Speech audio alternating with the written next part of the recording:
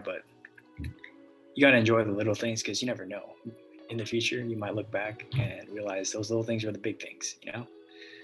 So I really began to just enjoy my walks around the neighborhood. Where's this boy going? You gonna sit down?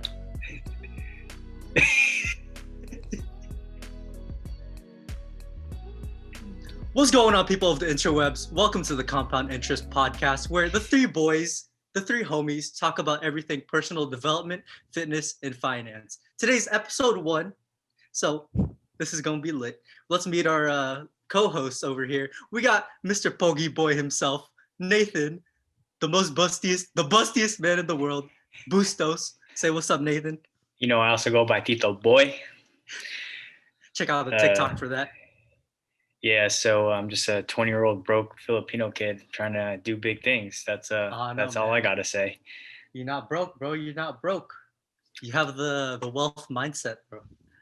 Yeah, we want everyone to just adopt that millionaire mindset, and that you can start from $0 now, and with a proper planning and education and taking action, you'll go far in life.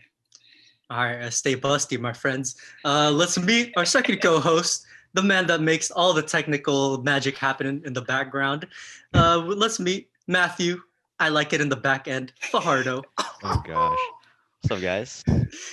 Yet again, another 20-year-old broke man? Filipino boy. Take it up, trying boy. to do big things. Yeah, ready to do big things. All the big things in the back end. Hey, how do we know? How do we all know each other? Oh yeah, no. So we went to high school together, and we were just like kind of homies. We all met each other through football, and just kind of stuck around together. Yeah, some of us played. Like, how else did it happen, bro? Yeah. We kind of live far from each other, and it's true. I would drive 30 miles just to hang out with these fools and bring them back to my house, and then drop them back off at their homes. They're bums. This man's. He got a car now. I got a car now. I don't have a car. I don't even have my license. But you have a car though. Yeah, I do have. Nah, bro. I'm just waiting until self-driving cars come out, so I don't need my license anymore, bro. Like y'all are in the past. I'm thinking the future. All right, come on, guys, step it up. All right, y'all got a nickname for me? Introduce me. Since I introduced you too. Y'all got a nickname? No. All right, nickname in progress. I'm JV Casico. Tito something. Right, I don't know. Yeah. Episode 2, we'll come up with something in between. We have a whole week of recording. So, first, before we even get into the content, we want to make sure that we present the mission statement of this podcast, what this podcast is for to the viewers, because this isn't like advice per se. This is just us documenting our thoughts and our journey through these like 3 topics, and hopefully you get value out of them. We're no way any experts at all. We just like to do our research and see what people are saying, and we just want to give you advice to get you motivated to do your own research and get started on your journey and improving yourself day in, day out. Yeah, that's right. What about you, Matt? What you got for the listeners? This podcast is just like another way for us like to learn more about like personal development, finance, and fitness, and like during our conversation, hopefully you guys like get to learn something from us. So all right, sounds good. So the topics for today's pod are: what lessons did we learn in 2020, and how do we apply them in 2021 and compound them through the rest of our lives? And since it's the new year, what do we plan on doing in 2021? How are we going to compound those? And yeah, boys. So number 1, fitness. What did you learn in 2020, guys? Let's start with Faj over here, since he has probably has the most profound journey out of all of us here, the most transformative, let's say. Yeah, so this year was like the first like big year I say like super consistent, like set like some goals with weight and like everything else. So like this year, like at the end of the year, I learned how to cut, dropped like about 20 pounds in from like a couple Damn. months. Give Was a that round Weight of Watchers? applause, Weight everyone. Watchers? Nah, simple. Nutrisystem? No, Nah, man, very stop simple, it. very simple. Huh? Calories in, calories out. Damn, that's what we like to Yes, hear. let's go. Yeah. Who? Hey, then- just out of curiosity, who'd you learn all this from, bro? Just curious, man. I mean, JV helps me out just a little bit. You know, Simple Fitness, Dang. quick plug, link in the bio. Quick Uh, plug. Yeah, Simplify Fitness, link in the description. Also, all our channels are gonna be linked in the description. So follow all of us, all of our socials. You know, let's get us big, boys. Yeah, I'm already plugging stuff.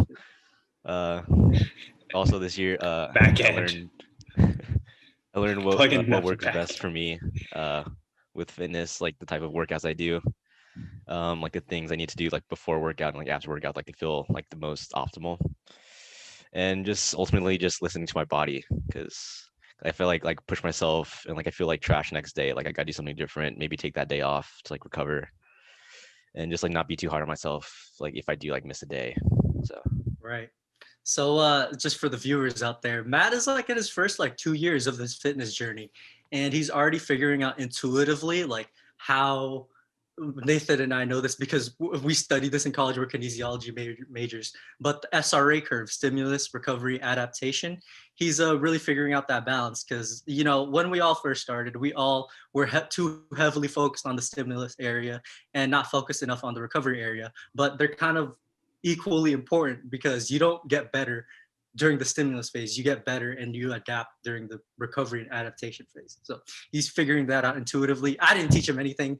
I just taught him like, hey, like you should probably do more of this than that. And then he just figured it out all by himself. So good job, bro. thank you. All right, what about you, Nate? Let's see. Same as Matt, I really learned about how to work smarter, not harder. I used to just push myself as hard as I can in a workout, like thinking that these extra reps will get me farther and improve my performance, but they really didn't. So I really learned how to use the RPE scale, which we'll talk about probably later.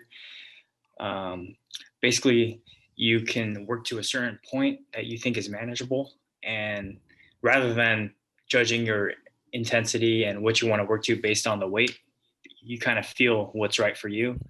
So I learned how to not just put in all these random workouts every week, and I kind of learned how to structure and program what I think would be right to reach my certain goals, whether that be hypertrophy, strength, power. So yeah. What about you, JV? So, all right. So this year was or last year was a very roller coaster type of year for me. Beginning of the year, January, February, I was firing all cylinders, getting all my workouts in, getting all my meals in. Everything was in line. So I really benefited from that concept of getting 1% better every day. I was finding new ways to optimize my sleep. Like, so for example, like I in 2020, I implemented this thing. The earlier half of 2020, I implemented this thing where I turned off all the blue lights on my devices around 6 p.m. so that I'm not like continually stimulated by the blue light, so I can go to sleep more easily. And we all know sleep is where the gains happen. So that helped me tremendously. And also for nutrition, I really employed those changes that will make me 1%, 2%, 5% better. Because before 2020, I was really focused on implementing the big rocks, you know, the 70, like the 80% of the concepts that will take me 80% to my goal. But I never really um, implemented those other concepts like nutrient timing, supplementation, stuff like that. I never took those things seriously. So getting the 1% better first 2 months of the year, and then, you know, March happened, all that stuff happened, and I experienced the complete other end of that, which is the 1% worse every day. So I did not work out consistently at all throughout that whole fiasco of the V word. Yeah, you know which V word I'm talking about. And yeah, just like my sleep schedule got really messed up. I didn't watch what I was eating at all. So I really learned that, you know, it's really easy to fall off even if you're on a grind. So it's a continual process. Fitness is. All right, boys. What Yeah, about let me add something. Let me add something Yeah, on go that for it, go 1% for it. better. So I'm reading Atomic Habits right now, which is a book I highly recommend for anyone that just wants to chase getting better each day, because I feel like there's a whole system that you have to develop to get these habits going. And one thing was about how these little habits compound day in day out. And if you want to get 1% better, if you continually do that each day, after a year, you'll be like 37 times better than where you started due to the power of compounding. And look at that podcast title, compound Yeah, interest, compound man. interest. And then if you So if you just get 1% worse every day, you'll be back at zero by the end of the negative, year. you get even worse. Yeah, it's crazy. Yo, so what I did to see this like visually on a graph is I went to like a compound interest calculator and just go 1.01, right? And then compound it every day for 365 days a year, or 365 days, and then you'll see the exponential curve that happens. And you'll like it's really hard for us to grasp the power of compounding, right? Just as humans, we think on a linear scale, so we don't get to see the immediate benefits of a compounding growth. But also, you can also put in the 1% worse, so 0.99, and you'll see the dip. Like it's dramatic. So if you're a visual person like I am, just put it on a graph, and you'll see the benefits of compounding those tiny gains. All right, Nathan, the man that started it all with the finance. All right, wait, hold up. Let's just set some context for this. At the casting couch barbell brigade, Nate was just like, "Hey, yo, you guys, you ever watch Graham Stephan?" And I was like, "Who that, bro? Who, like, I don't know who that is." And he was like, "Man, you guys gotta watch him. Like, you gotta open up your Roth IRA right now." And to me, these were all just like words that had no meaning. Yeah. So I was like, "Bro, what are you talking about, man?" So I spent that winter looking at, first of all, watching Graham Stephan's videos. Link in the description, definitely watch his stuff if you're just trying to get started in your financial journey. And yeah, he was definitely the catalyst for both me and Matt that sent us off on our fitness journey. All right. All right. Fire alarm.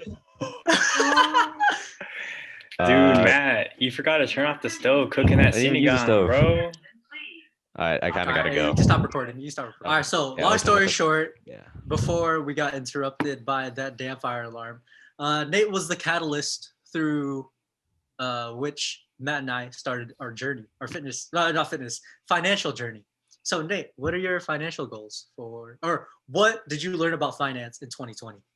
So what I really realized is you got to have multiple sources of income these days, and you don't really have to just rely on one job to support your entire life. And stuff I did last year was flip surfboards, to some Postmates deliveries, to some meat delivery for one of my friends back home. And then I worked at a physical therapy clinic as an aide. So I had like four things going on, just trying to keep myself busy and pouring all the money as much as I can, usually like 50% at least of these paychecks into my investment accounts, my Roth IRA, some crypto, keep it diversified. We'll get into crypto later, but because there's a lot of nuance to that. And then I learned a lot about the power of real estate. So I listened to a lot of podcasts by Bigger Pockets. I really suggest all of you guys to start listening on to their podcast if you're interested in real estate. And there's so much power and leverage with real estate in building wealth. And definitely, I'm still a broke kid. I can't buy anything right now, but I'm working on saving enough money, investing enough money. So, 2 years, 3 years down the line after I graduate college, we're all going to buy, our first duplex, triplex, 3.5% down, live in it for a year, refinance all that, flip houses, wholesale. There's a ton of methods in real estate. It's so flexible.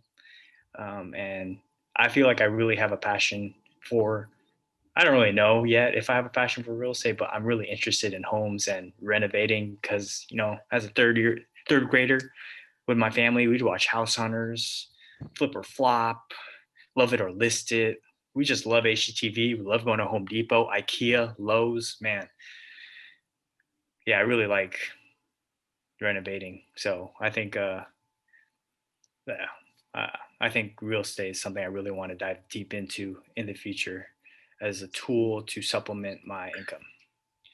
Yeah, bro. And to be a real estate agent, you just have to take like a certification course. You don't need to pay like a couple grand for 4 years to get a degree. You know, That's true. definitely, That's true. definitely a very viable like side hustle Yeah. or like main hustle, of which you then have your other side hustles for. Hmm. Hey man, okay, so I have a little questions for you. Um, so with real estate, what do you think are the advantages of real estate versus like other investments? Like why are you specifically interested in real estate? For one, it's an example on how you can just get passive income through cash flow, which I think is very powerful. And with real estate, you're owning an asset that is income producing and it appreciates over time. And there's just so much variability with what you can do in real estate. I just said there's a method called the burring, which involves buying, renovating, refinancing, and then renting it out, and then repeating that. So there's just so many options with it, and homes are limited. People need homes. People. I don't know People about need you, but homes, I people. don't. I don't want to live outside on the corner block on a bus stop. All right, and I'm sure you don't Yeah, want to either. So no one wants to, man. It's a big problem, big problem. it's a supply and demand issue too. There's not enough homes. People need homes, so there's a big market for it. That's right. And I feel like in terms of like equity versus real estate, it's a lot more active. And I feel like you're looking to like really create something. Like you're just one of those people that likes creating. So I would see how it would fit your investment philosophies to be a little bit more interested in real estate than stocks. Which is stocks are just like a little bit more passive. Yeah, with the real estate, you have a ton of more control. You can't control the price of stocks. Right. You Right. know. Yeah, I got a question for you, Nate. Yes. Do you know like anyone personally, like who you're learning real estate from? So far, I really haven't built. I just started learning about this stuff last December over break, so I'm just getting started in my journey. So I've been just learning from Bigger Pockets, which is a networking site Yeah, like for learning about real estate. I've been also listening to some YouTubers, watching their videos. Shout out to Stefan, plus Meet Kevin. Meet Kevin, dude. Meet Kevin. Meet Kevin's good. That's another big guy. Especially recommend him. He shows what real estate can do, and he really recommends it. And he's built like he didn't even get a college degree. I think like when he was 19, something like that, he already bought his first rental. Dang. With like 3.5, 5% down. It's really, it doesn't take that much to get into real estate if you know the right market. Yeah, there's like one site I think called like meetup.com, and like they have like different categories. So for real estate, with the like with the whole current situation that we're in, they have like online meetups, like where you could like talk to like current like real estate agents. So I just think that's like a good thing to look into if you like want to like talk to people like personally. Hey, Faj, hold up. Your mic's a little bit too close to your nose, I think. So it's like we're getting the breath. Oh, okay. All right, sweet. Yeah, so Anyways. real estate definitely is all about networking. You gotta find brokers, realtors, and contractors. You really have to build a community around you that you can trust, and they trust you in the process. So it is a lot of work, but everything requires work. And if it was easy, everyone would do it, but not everyone does it. So yeah, there's an opportunity in it. That's right. Hey, take advantage of your opportunities. All right. What about you, Faj? How is this year of finance? Like, what would you learn? All this downtime this year. Like remember when like people were like, oh, like if you like don't come out of this like learning something new, like then you just like wasted your entire time. So like Yeah. I kind of like took that and like focused like some of that time like into learning more about like finance and like learn like the basics, such as like learning about like credit cards, like like how that worked with like credit scores. Like going about like the different mindsets that like the rich have like compared to like like everyday person. Dude. What surprises you the most in like what you learned? Like what specific thing? So like for me, the concept of buying assets versus liabilities, I just like Yeah. never really put them together. Like, oh, it's really obvious like why you would want to buy assets. They're things that you're making your money work for you passively, Mm, pretty much. Like why wouldn't you do that? And obviously that's like one of the steps to building wealth is to have assets that work for you so that you can do other things, you know? yeah. So that's like one of those concepts for me. What about you? Investing like isn't as like risky as like other people like say like it'll be. Like it's all about like the research you do, and like the investors, like who's risky, like not the investment. So you just got to do like research and just like learn more about it. Yeah, dude. Definitely. I feel like too many people are like, even my parents are like, "Oh, the stock market's scary. Should I buy now? Should I buy in 2 weeks?" You can't predict the market, you know. And in the grand scheme of things, the market always goes up. Like I heard this saying, if you had put in like $10,000 in the S&P 500 in 1965, you'd have like $1 million probably by now. I forgot what it is, but with a ten So percent yeah, the annual rate, specific numbers are might be a little bit questionable, but the yeah, overall trend is correct. Yeah. yeah, like even through all the recessions and all these little dips in the market, it's always eventually going to go up if you're investing in the total market or in a large group of companies rather than relying on just individual stocks. We'll get more into index funds and ETFs and all of the mutual funds later. Right. And it's you just have to do like a simple risk um like cost to benefit ratio. Like sure it could go down, but if you look at the percentage of time of the overall market history that stocks have gone down versus up, like it's a very asymmetric upside reward. So What is just the simple, keep it simple. cost benefit ratio, JV? What? What is the cost benefit ratio? Okay, so you have to analyze the cost or the cons of doing a certain thing and also the pros. So for like stock market investing, yes, there could be economic crashes, but we know that the overall trend of the market goes up. It looks like this, right?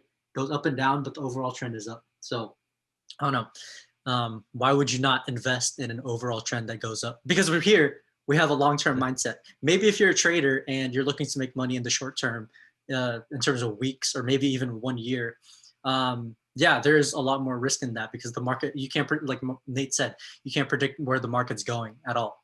So, but if you're on the side of long-term investing, we know that eventually the market is going to go up. So that's the cost benefit analysis there. Mm-hmm. Let me add something. You are basically guaranteed an 8%, actually not, yeah, it's like at least a 7% annual interest rate if you just put your money into a total market index fund. Like no work at all. You just got to stuff money into that fund and you will get a 7% rate. It's that simple. Like no research, nothing. You just put money into that, you'll be good for life. Let me add something on top of that. That 7% takes into account all of the economic crashes that we've had. So that's Yeah. all the bear markets, all the corrections. So like you're pretty much guaranteed at least 7% if you hold the investment for a long enough time horizon. Dang.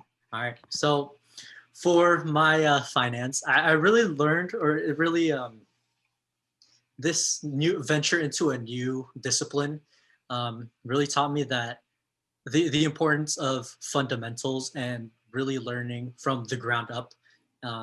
So how I got started into investing is the index fund route because I watched a lot of Graham Stephan. You know, just throw your money into an index fund, let it grow over time. But around after the P word started, around August when the stock market was like pretty much at its reaching new all-time highs, Nate and I started talking about individual equity. So like we got into Neo back when it was like $16, $19. Yes. But I didn't know the asset, meaning I didn't do a ton of research into Neo. And so when there was a big correction in September, I was a weak hand, right? I thought about selling that asset for like pretty much every day that it was going down. But I watched a lot of videos on YouTube and also read a lot of articles saying that, it's eventually going to go back up again if it's a good company. And this is how do you determine what a good company is? Well, you have to look at like financial statements. You got to do fundamental analysis pretty much. So you have to really know what you own, and also you have to develop the skills that let you analyze your assets. So fundamental skills and concepts. All right. And Yes. Adding on to that though, you got to really, when you pick individual stocks, you got to truly believe in what they're doing, and you don't want to just hold on to that for like 4 to 5 months. My idea is, I want to hold that thing for 5 years and see where it takes me. So I got to really trust that company, and you got to just trust it even if it dips. I remember I bought Tesla at JV knows this. Bought Tesla at 500 post split, and then it went down to like 323 or 330, and I was freaking out, right? But JV kept telling me, "Don't sell, dude. Don't sell your losses. Just hold on to it." Now it's at like 850. Yeah. So it'll eventually come back up a lot faster than I thought it would. Yeah. If it's a good company. Yes. Yeah. There's definitely a lot of speculation with its valuation right now, but it's still going to go up. Over the long term. Yeah. It's going to change the world. What mistakes did you guys make? Like getting into look like stocks and like researching companies? Number one mistake is not researching. That's the thing. Oh, I just looked like, it's going up. I should buy it. That's my number one mistake. And I feel like everyone makes that mistake. But how you correct that is to, first of all, before you even consider buying individual stocks, research the individual stocks that you're interested in, and also learn like finance fundamentals, like how to read a cash flow statement or a balance sheet. Like what are assets, what are liabilities, what do these ratios, like the PE ratio, what do these things tell you? Yep. Yeah. And like, do you know what a 10K is? Do you know what an annual report is? If you don't know what those things are, you probably shouldn't be investing in individual companies yet. So stuff like that. Yeah. Do you have like an example of like a good report versus like a bad report, like when you were like researching anything? Well, that's tough, man. That's another podcast episode, bro. That's like an hour-long discussion. So episode 2 maybe. All right. Yeah. What about you, Nate? And I think for me, it was just not getting started earlier. I feel like if I got it started like in high school, senior year, junior year, I'd have like 2-3 times the amount I have right now net worth. It's insane. If I just got to start earlier, power of compounding would have taken place earlier. And I feel like I didn't have exposure to this in high school. So, but I can't control that. So that's just one thing. Just for the people that are mathematically attuned, like what's the word I'm looking for? Mathematically inclined.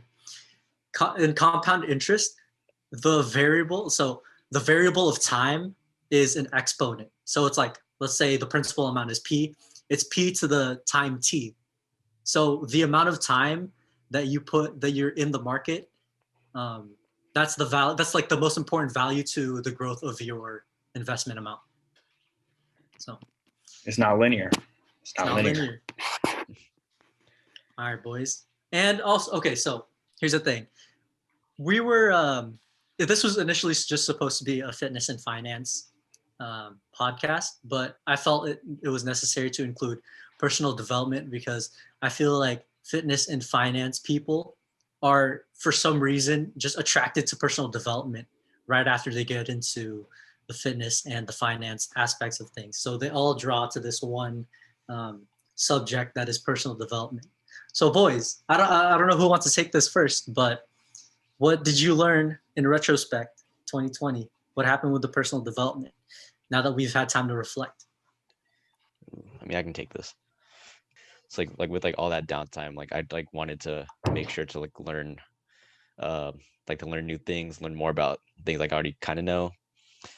So like this, like so I learned a lot more about finance, and fitness, and like I wanted to get into like other things, like that I'm interested, such as like more things about like film, like trying to get like more specialized with that because like I am graduating soon, so like I want to like set like a good goal like right out of college. Um, so like yeah, it's just like a lot of time to like get prepared for things, like just like getting ready for like the real world. So Yeah, What are Nate, you some want to take? what are some Oh, aspects of film that you're trying to get specialized in? Just wondering. so like I want to be a DP, like director of photography. So like they're in charge of like the lighting on set, it's like specific things like camera angles. They like sometimes they help out with like shot list. So just like a lot of camera work. Um, and they just like they're the ones who like paint the scene basically. So like yeah, man. that's the things like I want to I do. remember you invited us over just to film like a commercial, and we're like, "Yo, so what is this for?" And you're like, "Is this a commercial like for YouTube? Like, what is this?" And you're just like, "Nah, man. I'm just like trying to get better at my craft." And I was like, there we go, I buddy. get better Let's every There you go." day. go. You gotta take active action into Yeah. your skill. Not chasing perfection, but just constantly going at it, repeating it. And shout out to Faj. Like, look at that camera. Look at that. Look at Yeah, this screen look right at now. that quality, man. Yeah, Oh there's my a What god. is little that? bit Is of a that difference is that is that between 1.8 aperture? What is that? a little 2.8, 28 Oh, mil. okay. All right, Okay. he's a So bum. Nothing, All nothing right, he's a crazy. bum. isn't bum, bro. Look Yeah, at mine, can't dude. drop That's like thousands of dollars on a lens. Yeah. All right, Nate. What about you, bro? man, for me, I really with a lot of just time on my hands, I really learned to enjoy the little things. And there's just one quote, don't know who it's by, but you got to enjoy the little things because you never know. In the future, you might look back and realize those little things are the big things. So I really began to just enjoy my walks around the neighborhood. Where's this boy going? You gonna sit down? Damn, bro, I'm gonna cut to this. Bro, keep going. No, you just focus on Nate. Just focus Bro. on Nate. No. Alright. You can take a seat. You can take a seat.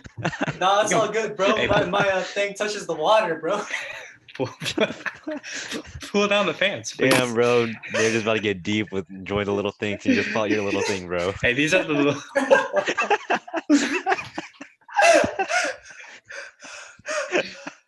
Oh man, the world's not ready for all my little things, man. All right, this is Yeah, gonna be a yeah, clip. keep talking. All right, I'm muting All him right, to laugh. man. Wait, yeah, no, we're using that clip though. All That's right, just yeah, awesome. we are. So besides those little things, little thing of JV, I guess.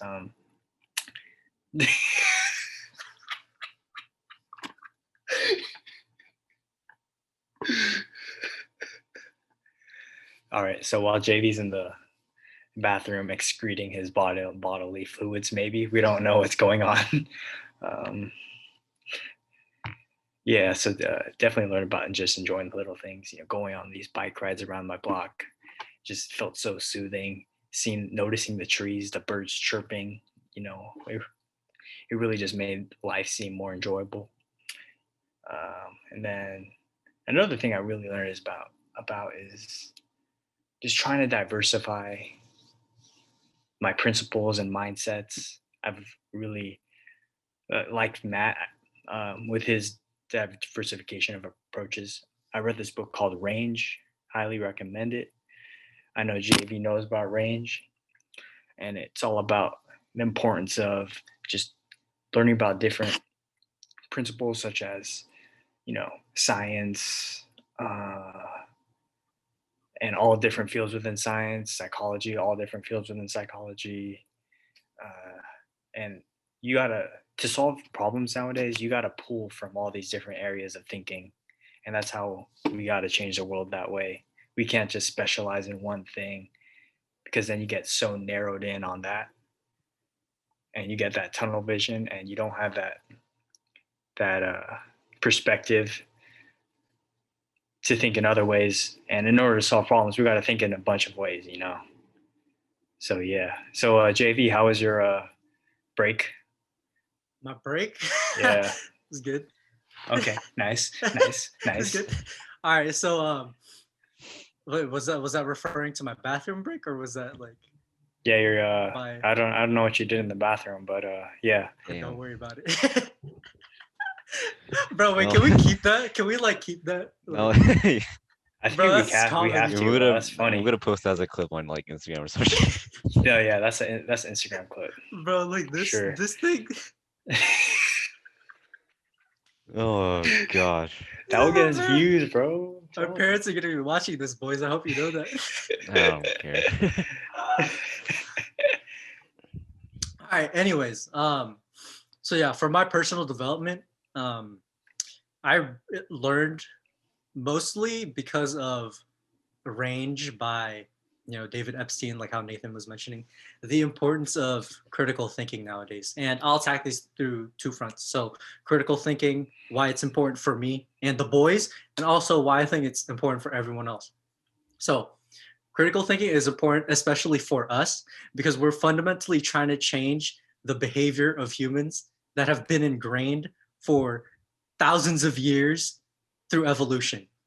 That is a really tough problem to solve, and we need to be able to think outside the box to innovate so that we will accomplish this mission.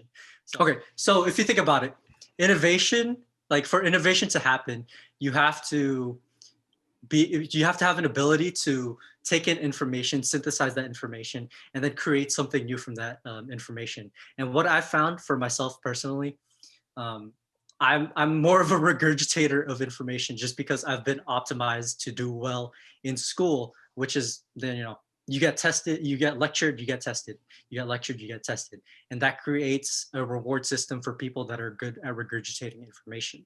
But in the real world, that's regurgitating information leads you to doing the same stuff as everyone's been doing. And if you want to be an innovator, like you by definition, you can't be doing the same stuff as other people. You have to think outside the box. So on that front, personally, that's why I think critical thinking is very important.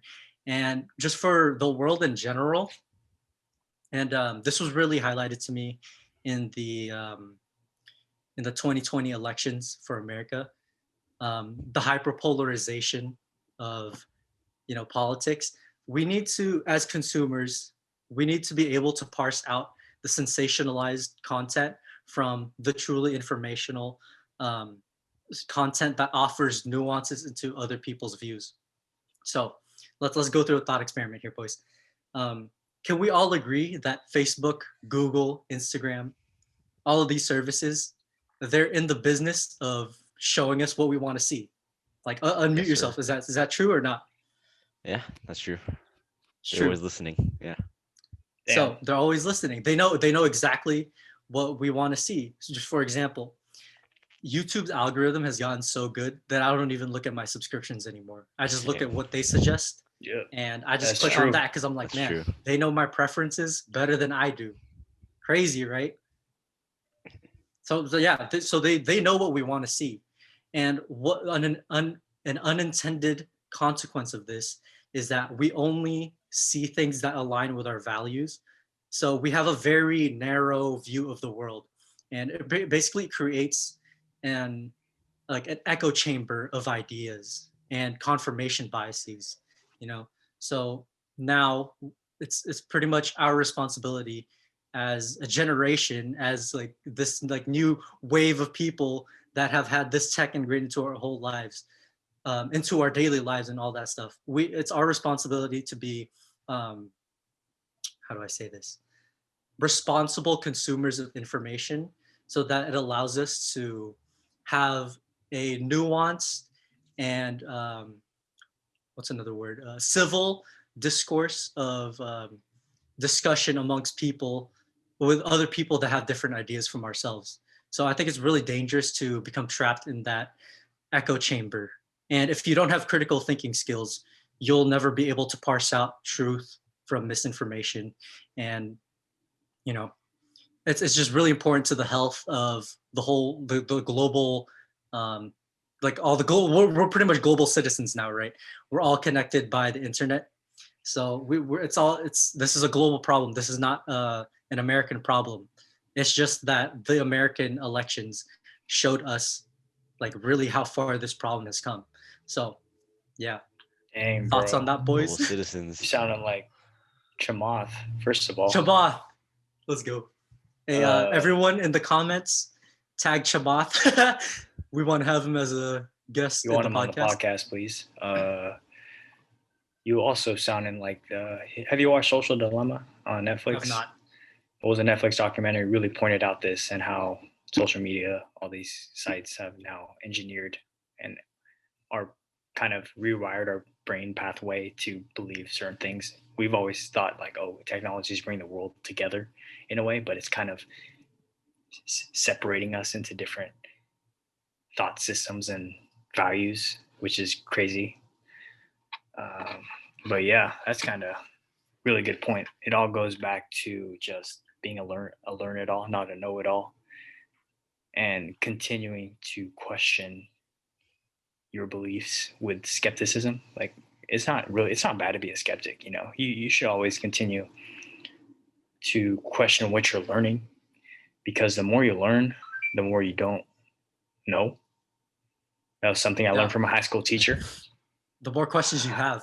My high school psych teacher, yeah, like the more you know, the more you don't know, because it just opens avenues to a bunch of different perspectives and insights, because this world is just too complex. Right. And with critical thinking, it really allows us to just have more tools in the toolbox, to see things from other perspectives. So for example, Nate, you're into real estate. Kind of. Would it be Yeah. fair if I showed you a house, but only through Google Street View? Like, how would you place a value on that house? How would you know the interior? Like, what is the square footage? Like, it's just a very Exactly. one-dimensional view of the reality of things. Yep. And then besides that, what else would I need to know on my investment? On the basis of that investment, I would need to know school district ratings. I would need to know crime rates, population growth in the area, or let's see, besides those, like how the economy is doing, job growth in the area. There's a lot of factors, what's the value of the neighborhood around it too, have there been certain incidents that happen in different homes? Are there certain plumbing issues? It's just you can't judge anything by its cover, man. Yeah, exactly. Like you have to really take a lot of different approaches. So if we use a lot of tools in other aspects of our lives, why are we limiting ourselves to one perspective when it comes to worldviews, to politics, to news, that type of thing? And also, just one quick thing. I shared this website with the boys. Let me look. What was it called? Do you guys remember? Find it real quick. Oh, improvethenews.org. And so this MIT professor named Max Tegmark, physics and machine learning professor, this was kind of like a P-word project for him.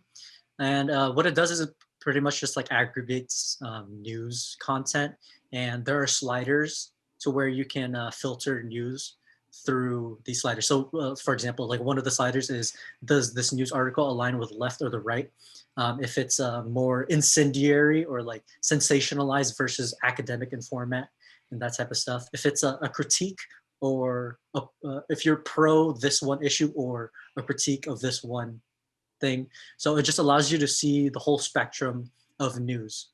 And it allows you to gain perspective. And also it allows you to see what type of propaganda these news outlets are trying to, to use on you. That it's just a very good tool to allow us to become more informed consumers. So link in the description.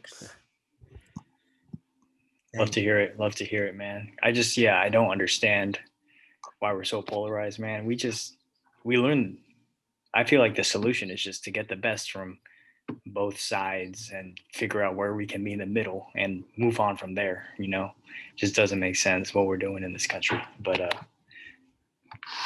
Hey that's boys, another do you topic to go remember? into. Do you remember when that one survey in high school where they asked like who out of all the kids in our high school smoked, and it was like Yeah. the loud minority, silent majority. I think Mhm. that's what's happening right now. I think it's only the people in the extremes are having this platform to be loud in, because like these these social media sites have encouraged us to click on sensationalized stuff, the stuff that incites emotion. So of course, the polarizing views are the ones that get the most clicks, and we start to think about the other, like people that have different beliefs than us, like, oh, they're all like that person, like that extreme 1% of that side, and so we kind of demonize the other perspective. So I mean, that's just like that's very detrimental to having a useful discourse of ideas. So just Wow. Damn. So Trash. succinct. Love it. so trash, bro. if I could summarize my point, the world is trash right now. We need to do better. And all literally and metaphorically. Yeah. Oh, and then one more point.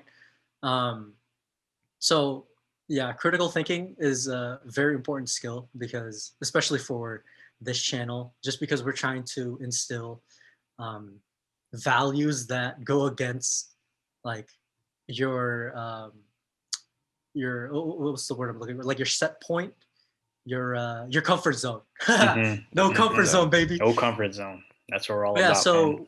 we're trying to shift the behaviors from like instant gratification and homeostasis to, long-term thinking, second order thinking. So if I do this, what are the next steps of consequences that'll happen? That type of thing. Adaptation right there. Yeah. So yeah, long-term compounding over instant gratification, and also get yourself out of homeostasis, because we're trying to change ourselves for the better, and that's going to take a lot of effort. So A lot of failing. a lot of failing. That's Oh, it's for going to be sure. so hard. But at It's okay to least make you know mistakes. that this is the worst you're going to be at that particular thing, and it can only get better from here. Yeah. Exactly. All right, everyone. We just realized that so we plan on making this a two-parter where we talk about 2020 and what we learned from 2020 and what we're going to do in 2021. But we realized that this episode is going to be really long if we go into the second part of that. So we'll just end it right here. And we had a couple interruptions on the way that just made this go on for way too long. So it's all good though. Yeah, it's all good. Yo, boys. We just lost our podcast virginity. So if you thought, let's go. Good stuff, right, boys. if you thought the podcast was whack, it can only get better from here. And if you thought the podcast was good, it can also only get better from here. So if you're watching this on YouTube, make sure to subscribe if you got value out of this video, and also to like the video so we can spread our content, so that we can, inspire other people to take on that longer term growth mindset. Really help us fulfill our mission. It helps with the YouTube algorithms. That's what I'm trying to say. Wow. And, check out the links below to all the resources that we were shouting out. So for example, like Graham Stephan, Meet Kevin's going to be down there, and also the fixthenews.org. I think that's what it's called. And check out all our social medias down below, and share this video. Okay, share this video with a friend that's also on a fitness, finance, personal development journey with you, so that we're trying to build a community of like-minded individuals here that feed off of each other's successes, and where we share tips, tricks, insights, and yeah. So we're really trying to build this out. All right, everyone. Peace. Peace out. Peace out.